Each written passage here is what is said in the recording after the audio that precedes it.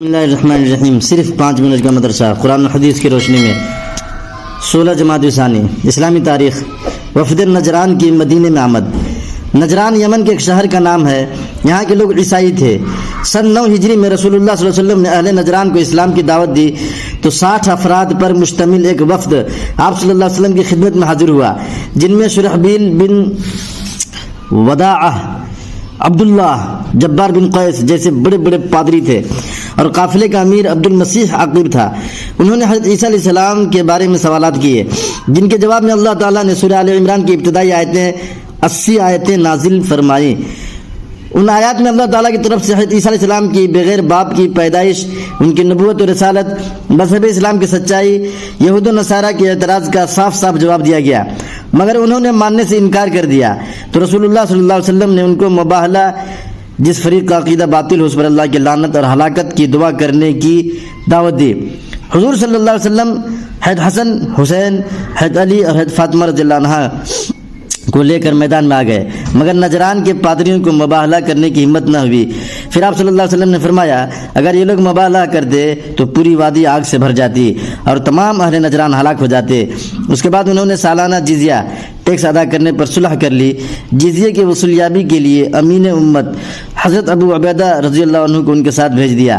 ان کی تبلیغ اور دعوتی کوششوں سے اس پورے علاقے میں اسلام پھیل گیا۔ حضور صلی اللہ علیہ وسلم کا معجزہ، آنکھ کی روشنی کا تیز ہو جانا۔ حضرت عائشہ رضی اللہ تعالیٰ عنہ فرماتی ہیں کہ آپ صلی اللہ علیہ وسلم اندھیرے میں اس طرح دیکھتے تھے جس طرح روشنی اور اجالے میں دیکھتے تھے۔ ایک فرض کے بارے میں، دین میں نماز کی اہمیت۔ ایک شخص نے آپ صلی اللہ علیہ وسلم سے عرض کیا، اے اللہ کے رسول، اسلام میں اللہ کے نزدیک سب سے زیادہ پسندیدہ عمل کیا ہے؟ آپ صلی اللہ علیہ وسلم نے فرمایا، نماز کو اس کے وقت پر ادا کرنا، اور جو شخص نماز کو جان بوجھ کر چھوڑ دے اس کا کوئی دین نہیں ہے، اور نماز دین کا ستون ہے۔ ایک سنت کے بارے میں، بیمار پرسی کے وقت کی دعا۔ رسول اللہ صلی اللہ علیہ وسلم جب کسی بیمار کی عیادت کے لیے جاتے یا آپ صلی اللہ علیہ وسلم کی خدمت میں بیمار کو حاضر کیا جاتا تو آپ صلی اللہ علیہ وسلم یہ دعا پڑھتے، اذهب الباس رب الناس اشفی وانت الشافی لا شفاء الا شفاؤک شفاء لا یغادر سقما۔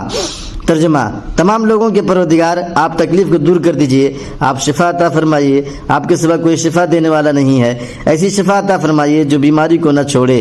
بخاری شریف۔ ایک اہم عمل کی فضیلت، اللہ کے لیے اپنے بھائی کی زیارت کرنا۔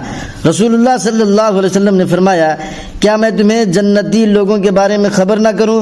صحابہ نے عرض کیا، ضرور یا رسول اللہ۔ آپ صلی اللہ علیہ وسلم نے فرمایا، نبی جنتی ہے، صدیق جنتی ہے، اور وہ آدمی جنتی ہے جو صرف اللہ کی رضا کے لیے شہر کے دور دراز علاقے میں اپنے بھائی کی زیارت کے لیے جائے۔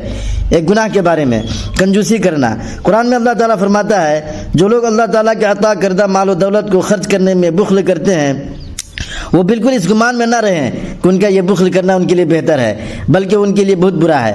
قیامت کے دن ان کے جمع کردہ مال و دولت کو توق بنا کر گلے میں پہنا دیا جائے گا، اور آسمان و زمین کا مالک اللہ تعالیٰ ہی ہے، اور اللہ تعالیٰ تمہارے اعمال سے باخبر ہے۔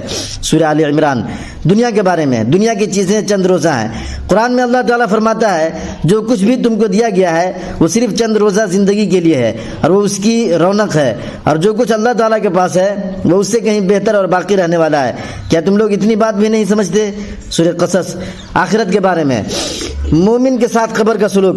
رسول اللہ صلی اللہ علیہ وسلم نے فرمایا، جب مومن بندہ کو دفن کیا جاتا ہے تو قبر اس سے کہتی ہے، تمہارا آنا مبارک ہو، میری پشت پر چلنے والوں میں تم مجھے سب سے زیادہ محبوب تھے، جب تم میرے حوالے کر دیے گئے اور میرے پاس آ گئے تو تم آج میرا حسن سلوک دیکھو گے۔ پھر جہاں تک نظر جاتی ہے قبر کشادہ ہو جاتی ہے اور اس کے لیے جنت کا دروازہ کھول دیا جاتا ہے۔ ترمذی شریف۔ طب نبوی سے علاج، دل کی کمزوری کا علاج۔ رسول اللہ صلی اللہ علیہ وسلم نے فرمایا، تم لوگ سنترا کو استعمال کیا کرو کیونکہ یہ دل کو مضبوط بناتا ہے۔ فائدہ، محدثین تحریر فرماتے ہیں کہ اس کا جوس پیٹ کی گندگی، قے اور متلی کو ختم کرتا ہے اور بھوک بڑھاتا ہے۔ نبی پاک صلی اللہ علیہ وسلم کی نصیحت۔ رسول اللہ صلی اللہ علیہ وسلم نے فرمایا، تم اپنی طرف سے مجھے 6 چیزوں کی ضمانت دے دو، میں تمہیں جنت کی ضمانت دیتا ہوں۔ جب تم بات کرو تو سچ بولو، جب وعدہ کرو تو پورا کرو، جب تمہارے پاس امانت رکھی جائے تو امانت کو ادا کرو، اپنی شرمگاہوں کی حفاظت کرو، اپنی آنکھوں کو نیچی رکھو، اور اپنے ہاتھوں کو ظلم و ستم سے روکے رکھو۔ مسند احمد، حدیث نمبر 22,251۔